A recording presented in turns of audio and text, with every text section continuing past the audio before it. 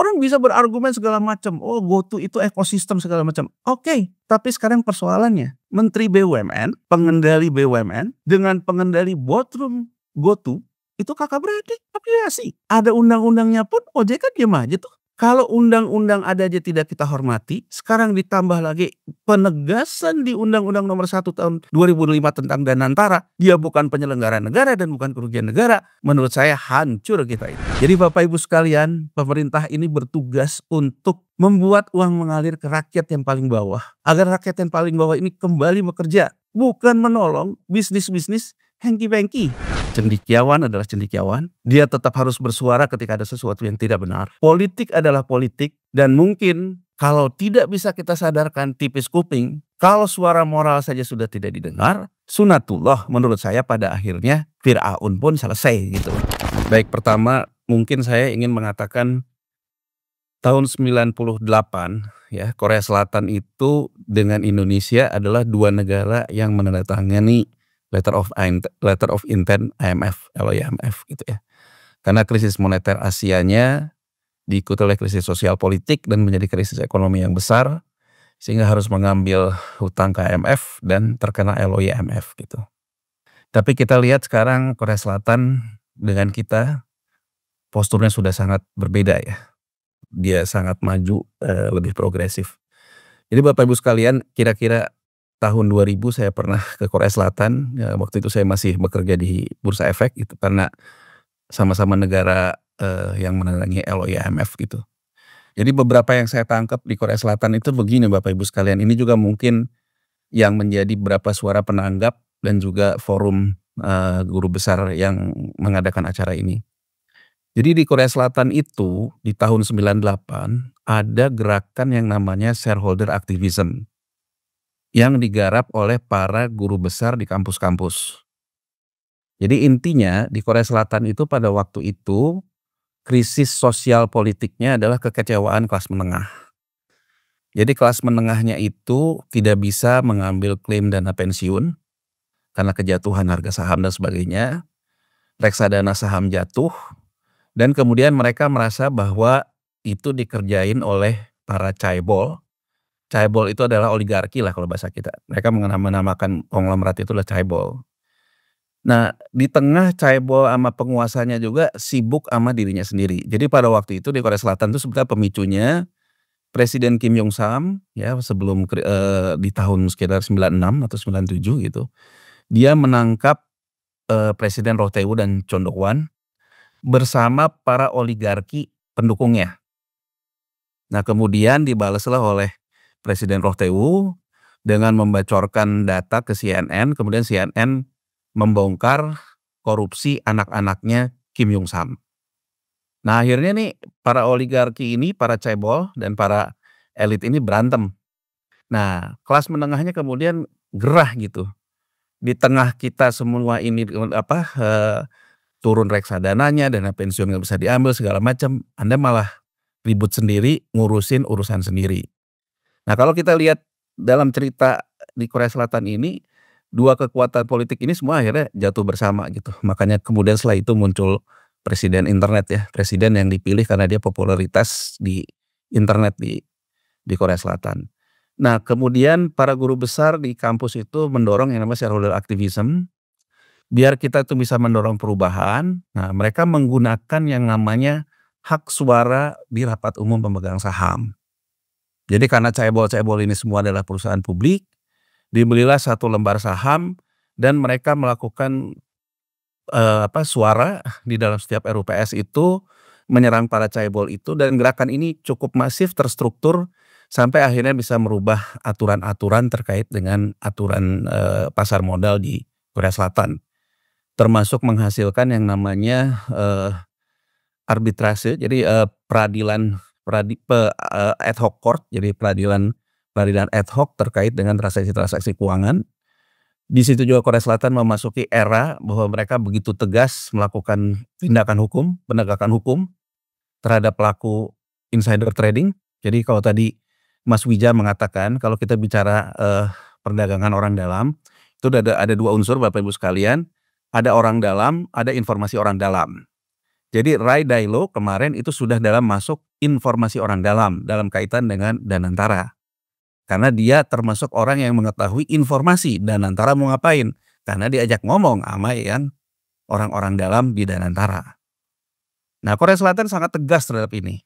Jadi yang namanya transaksi benturan kepentingan terhadap orang dalam dan pemilik informasi orang dalam itu nggak ada ampun. Dan kemudian mereka menghasilkan bahwa ada yang namanya di luar peradilan pidana, sebenarnya juga peradilan pidana yang diganti dengan denda dan dimasukkan ke dalam daftar hitam. Seperti juga yang ditempuh oleh Amerika Serikat. Jadi Amerika Serikat menempuh 2 cara pelaksanaan pidana gitu. Jadi Bapak Ibu sekalian, itu yang kemudian mendorong yang namanya governance di Korea Selatan. Nah, di kita sebetulnya Bapak Ibu sekalian, krisis sosial politiknya lebih diakibatkan karena ketidakmampuan pemerintah untuk mengatasi yang selama itu diatasi oleh pemerintah, terutama subsidi energi dan juga bansos. Dalam hal itu waktu era Soeharto terkait 9 bahan pokok. Maka di bawahnya marah-marah gitu ya, sehingga akhirnya gejolak politik dan juga kejenuhan kelas menengah kita lebih kepada kejenuhan kepada politik Soeharto yang sudah terlalu lama. Jadi kita boleh dibilang reformasi kita berjalan kepada seolah-olah ya momentum saja, tidak terstruktur untuk apa yang akan dikelola. Tapi yang ingin saya katakan dari semua pertanyaan tadi, gini Bapak Ibu sekalian, ketika kita 98 reformasi yang kita usung termasuk oleh bapak-bapak ibu senior ekonom yang sekarang juga ya terutama waktu itu kan juru bicaranya juga Bu Sri Mulyani, sekarang Menteri Keuangan gitu ya. Kemudian bapaknya Pandu Pak Syahrir almarhum gitu ya gitu. Bu Sri Mulyani gitu, Anggito dan sebagainya. Waktu itu menyuarakan bahwa kesalahan kita adalah kita membiarkan yang namanya transaksi konflik kepentingan dalam perbankan kita. Terutama terkait dengan BMPK, batas minimum pemberian kredit yang diberikan kepada afiliasi ataupun pemilik banknya. Tadi Bapak penanggap ada yang mengatakan senturi, saya ingin menanggapi lagi lebih jauh. Kita harus mencegah yang terjadi tahun 98 terjadi lagi. Karena biaya krisis itu tidak murah. Kalau senturi kan tidak melahirkan krisis besar ya. Tapi kan kalau 98 melahirkan krisis besar. Krisis besar itu sampai hari ini kalau kita hitung obligasi rekap yang di revolving masuk ke dalam sudut utang negara kita masih kita rasakan untuk membayar bunga obligasi rekapnya. Kita juga nggak pulih-pulih. Kita juga menjadi bangsa yang sangat pragmatis dalam politik. Jadi artinya kalau kita membiarkan krisis ini terjadi, jadi seperti dikatakan beberapa penanggap, kita harus mencegah walaupun seperti negara Minarut, negara air laut, tapi menurut saya bersuara benar melawan suara itu walaupun nanti MK-nya juga bisa diatur dan sebagainya, tapi menurut saya para pendidik maupun orang di kampus dan orang-orang yang masih jadi bangsa ini jangan sampai kehilangan para cendekiawan dan para ulamanya. Jadi kalau cendekiawan dan ulamanya juga sudah tidak memperjuangkan suara kebenaran, menurut saya kita akan menuju kegagalan yang lebih sistematis. Jadi walaupun katakan saja mungkin akan kalah di MK dan sebagainya, menurut saya proses judicial review itu sangat penting. Jadi Bapak Ibu sekalian, bahwa kalau dikatakan bahwa yang penting orangnya, saya setuju saja. Tapi menurut saya tidak orang sebaik apapun kalau tidak dibuat sistem yang baik, ya dia akan tidak baik. Salah satu contohnya, apakah produk ini dihasilkan oleh orang yang baik? Mohon maaf, menurut saya kalau kita kembalikan segala sesuatu berawal dari niat. Kalau saya baca Undang-Undang nomor 1 tahun 2025 ini, menurut saya nawaitunya udah nggak beres gitu. Nawaitunya misalnya dengan ada pasal yang secara tegas mengatakan bahwa organ BPI Danantara bukan penyelenggara negara. Menurut saya, kalau secara hadis kita harus menentukan hadis yang sahih itu runtutan ke belakangnya ada. Lah, runtutan asetnya dari inbreng aset negara. Bagaimana terus Anda mengatakan bahwa itu bukan penyelenggara negara? Jadi buat saya yang bukan akademisi seperti Bapak Ibu sekalian, bukan cendekiawan, saya berharap suara-suara cendekiawan ini dipersatukan untuk kita menguji apakah ini dengan cara yang benar gitu ya. Kan kalau di dunia akademis ada literatur reviewnya diuji sampai betul-betul memang ada gitu teorinya. Nah sekarang kalau misalnya pasal bukan penyelenggara negara, asetnya dari aset negara, menurut pemahaman saya, ini udah hadis yang dohir ini. Jadi artinya udah sesuatu yang menurut saya tidak jelas runtutannya. Dan menurut saya akademisi harus bersuara. Bersuaranya kemana? Ya tentu lewat suara hukum ya, lewat parlemen, lewat segala macam. Nah itu menurut saya yang perlu dikedepankan. Dan tadi ada beberapa mengatakan sentimen negatif di saham dan sebagainya. Mungkin perlu juga kita merintis apa yang disebut dengan shareholder activism seperti di Korea Selatan. Jadi artinya memang diakomodir semua BUMN yang sudah go public ini dan dalam rules besok misalnya di BRI, Bank Mandiri, di Telkom bersuara juga gitu di situ. Walaupun tidak akan mempengaruhi voting right. Tapi minimal kita menjadi pressure group di tempatnya. Kan tentunya bahwa kita selalu mendorong bahwa gerakan mahasiswa adalah gerakan perubahan gitu ya. Tapi kita juga harus memberikan bahwa gerakan intelektual itu juga gerakan perubahan. Adanya di tempatnya. Tempatnya judicial review. Kalau kita mau bicara di RUPS juga itu adalah tempatnya. Menurut saya saatnya juga kita punya gerakan yang progresif gitu. Agar negara ini juga sebetulnya kalau terjadi sesuatu di depan bukan sekedar ngomong apa gue bilang gitu. Tapi sementara kita belum pernah melakukan perjuangan di tempat yang benar. Jadi Bapak Ibu sekalian, saya sangat, mendorong bahwa mungkin lewat forum ini ada beberapa cendekiawan intelektual melakukan gugatan judicial review gitu ya, ataupun apapun juga. Tadi dikatakan oleh salah satu penanggap, menurut MK kerugian BUMN itu adalah kerugian negara. Itu sebetulnya begini, ceritanya itu sebetulnya sudah sejak lama BUMN itu memintakan fatwa bahwa kekayaan negara yang dipisahkan itu.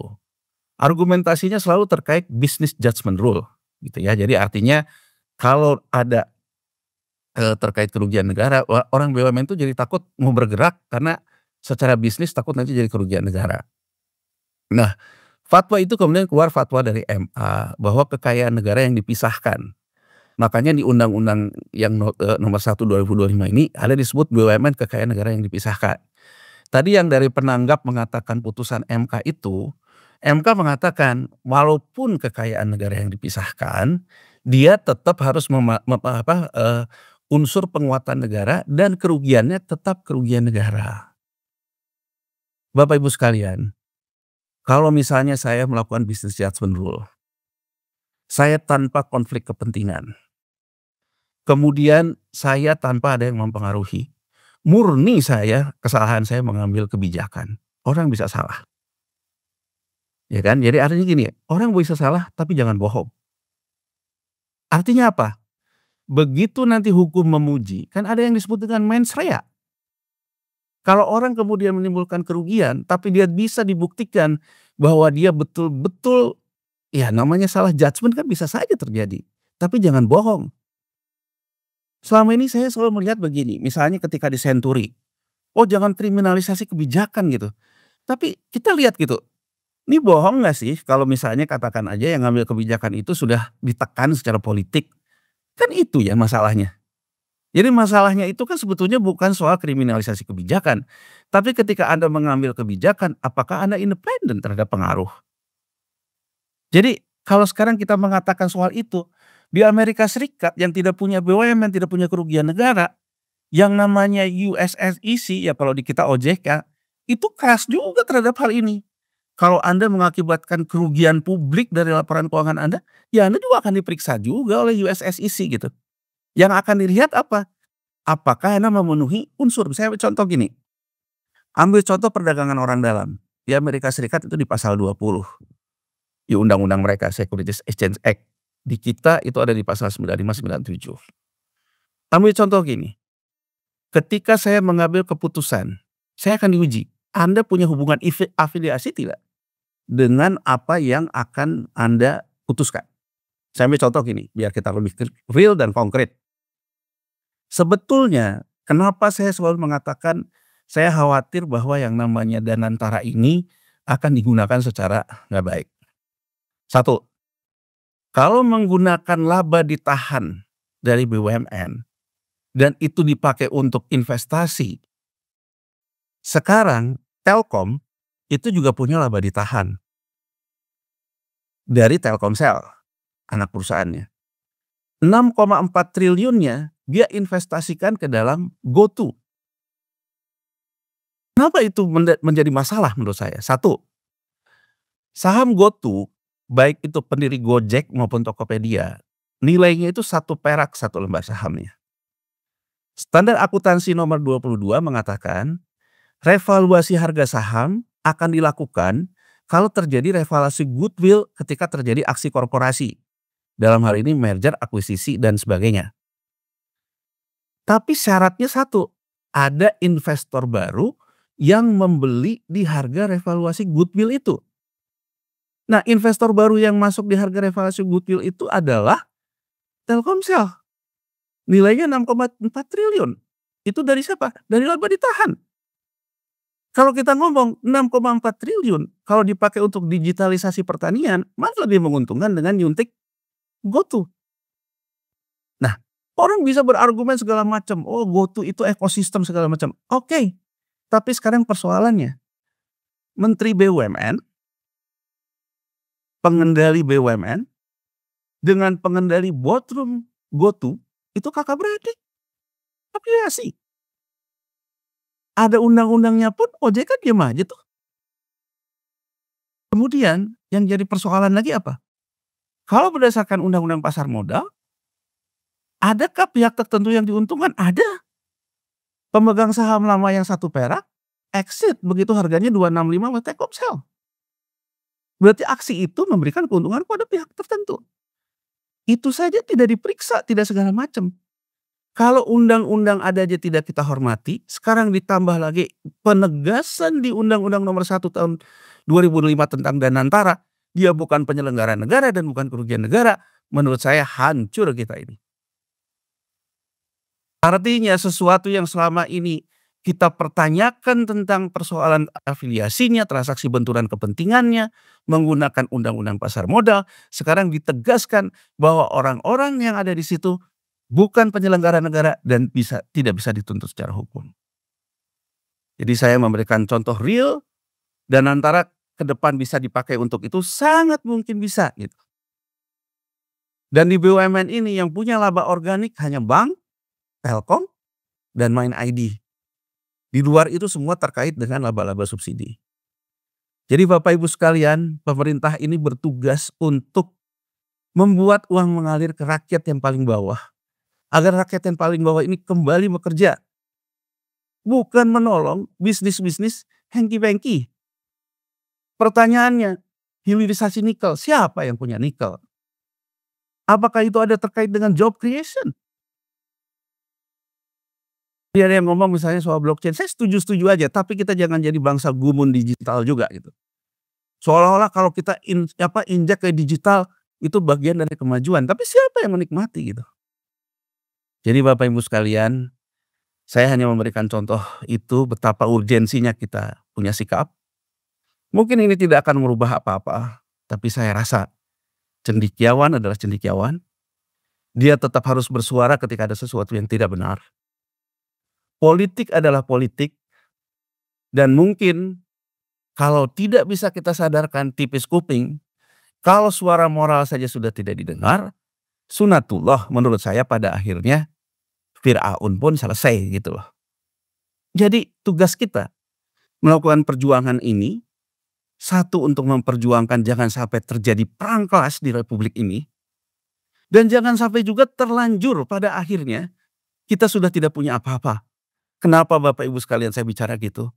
Danantara sekarang menguasai sebuah konsolidasi laporan keuangan BUMN. Tadi dikatakan oleh pembicara ketiga bahwa menurut majalah Ekonomis Indonesia membangun sovereign welfare fund tanpa funding karena kita memang tidak punya uang cash. Adapun uang cash yang sifatnya cash kita 600-700 triliun itu juga di perbankannya sudah ditaruh di surat utang negara. Makanya tadi ada pertanyaan di mana sisi overlappingnya antara Danantara dengan surat utang negara? Karena Danantara sebetulnya nanti akan menciptakan sekuritisasi lewat holding operasionalnya. Itu akan overlapping dan bersaing dengan surat utang negara dan bahkan bisa saling mengganggu satu sama lain. Jadi itu kenapa bisa terjadi seperti itu. Jadi artinya dalam konteks-konteks seperti itu, kalau nanti misalnya ternyata nilainya jatuh, segala macam jatuh, terjadi default di obligasi yang diterbitkan oleh Danantara operasional, kemudian yang ditawarkan model LOI IMF lagi, dan bagaimana ceritanya kalau yang ditawarkan adalah debt equity to swap, ditukar dengan saham. Sekali saya menjatuhkan Danantara nggak bisa bayar, saya minta pertukaran dengan saham, saya mengambil seluruh BUMN. Kalau itu terjadi betapa sedihnya kita, mungkin apa yang dikatakan oleh Presiden Prabowo tentang negara yang gagal bisa terjadi di situ. Jadi menurut saya yang penting cendekiawan harus bersuara, harus memperjuangkan ini tidak terjadi. Kalaupun toh nanti terjadi, ya kita bisa berbuat apa. Yang penting kan kita ini ikhtiar gitu, karena takdir itu tetap bukan kuasa kita. Itu aja mungkin sekaligus closing dari saya. Jadi saya mendorong mungkin para cendekiawan untuk mempunyai sikap, melakukan perjuangan kelas yang berkelas gitu. Kita membutuhkan transaksi antar kelas di negeri ini. Bukan 4L, lu lagi gitu. Jadi artinya bagaimana mungkin gitu loh, orang yang misalnya dikenal, wah flexing, pengusaha sukses, politisi juga, pegang Danantara juga gitu. Jadi menurut saya come on lah gitu, kita bangsa yang rasional. Saya rasa Prabowo Subianto pun kan selalu menampilkan diri dia orang yang rasional, berpendidikan, dari keluarga bangsawan ekonomi, dengan pendidikan sejak kecil di pendidikan modern. Marilah kita menegakkan hal-hal yang modern. Dalam artian anti konflik kepentingan, menjaga negara ini bisa bertransaksi, mencegah yang namanya 98 terjadi, nepotisme awal dari terjadinya korupsi dan kolusi. Jadi kalau mengatakan mengejar koruptor sampai ke Antartika, tapi sistem yang dibangun di Danantara memungkinkan terjadi nepotisme, bahkan orang-orang yang dipilih rangkap jabatan, menurut saya Pak Prabowo, selesaikan dulu diri Anda dengan konsep pertanian Anda juga. Itu aja. Makasih. Mohon maaf kalau ada salah. Wabillahi taufiq wal hidayah. Wassalamualaikum warahmatullahi wabarakatuh.